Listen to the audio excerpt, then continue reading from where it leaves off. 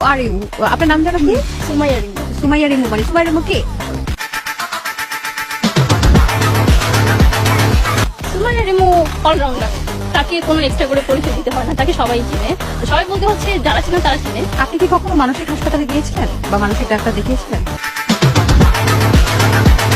আমাকে কমেন্ট বক্সে খালি মানুষ এটা লিখে যে আপনার মানসিক ডাক্তার দেখানো দরকার, আপনি পাবনায় যাওয়া দরকার। তো আমি ভাবলাম যে হয়তো ওইটা কোনো ভাইরাল জায়গায় জন্য আমাকে যেতে বলছে। আমি যদি একটু টিকটক করে ভাইরাল হয়ে যাই তাহলে ক্ষতি কি? যাওয়ার ইচ্ছা। আচ্ছা, আপনি পাগলদের সাথে টিকটক করতে যাচ্ছেন? পাগলদের সাথে জানি না, কারণ আমার মনে হয় যে ওইটা একটু ভাইরাল জায়গা, নাহলে সবাই এভাবে কেন বলবে বলেন? আপনার কি কখনো মনে হয় না যে সেখানে আপনার ভর্তি হওয়া উচিত? আপনি তো ম্যারিড, আমি যতটুকু জানি। আপনার হাজবেন্ডের কোলে বসে তাকে চিৎকার করে করে ভিডিও বানান, তারপর বলেন দেখ আমি কার কোলে বসে আছি। এইরকম এগুলো কি অসুস্থতা না? ছোটবেলা হচ্ছে আমাদের বাবা মা আমাদের কোলে নিত, তো এখন জামাই যেহেতু আমাদের বিয়ে